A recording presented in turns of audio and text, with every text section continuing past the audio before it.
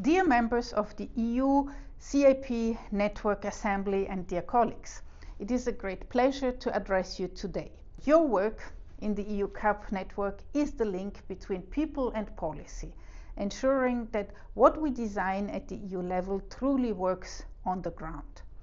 And as we are now well into the implementation of the Common Agricultural Policy for the period 2023 to 2027, the national strategic plans bring together all the CAP instruments, all the interventions under one coherent strategy in each member state.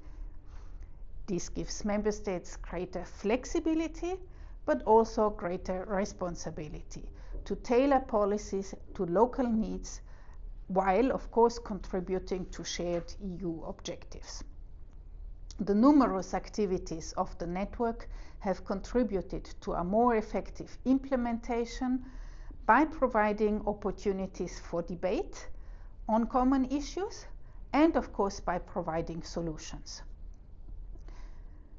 The Commission has now proposed to continue with even more integration through the new proposals for the multi-annual financial framework and the CAP for the period 2028 to 2034.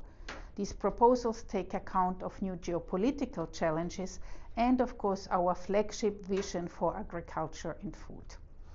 Let me please outline some of the key aspects.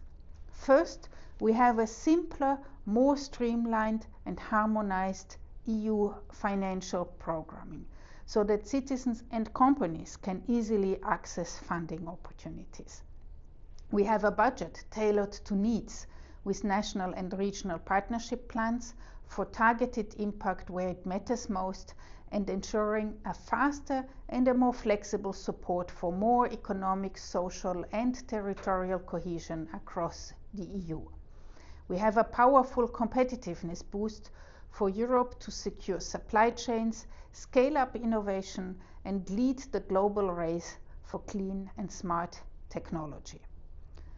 The CAP for the period 2028 to 34 gives flexibility to member states to build their approach to agricultural support around a core minimum of 293.7 billion ring-fenced CAP income support.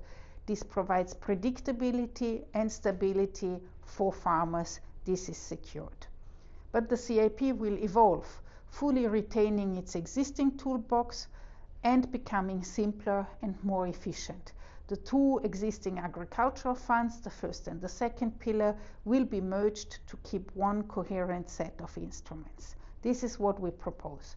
Member states will further add to this ring-fenced money by tapping into the rest of the altogether 865 billion strong national and regional partnership fund to design the CAP approach that responds to the needs of their farmers and rural areas.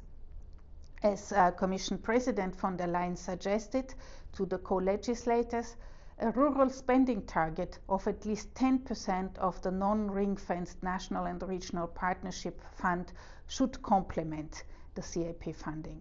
Member states will be able to continue supporting investments, startups of rural business, innovation cooperation tools such as the smart villages, integrated territorial development strategies through leaders, and also food processing capacity.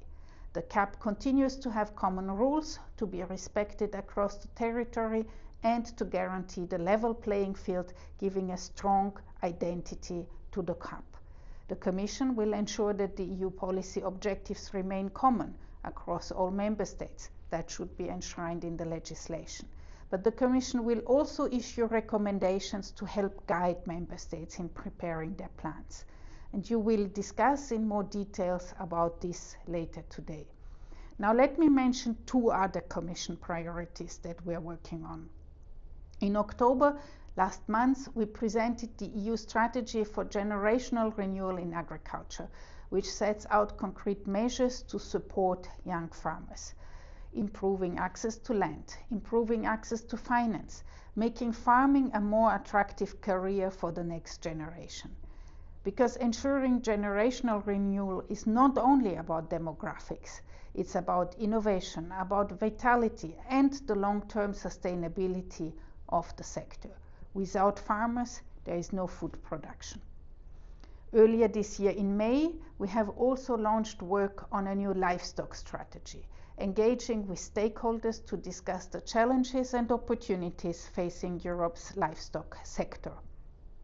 Before summer next year, 2026, the Commission will present its vision for an economically successful and environmentally performing livestock production in Europe.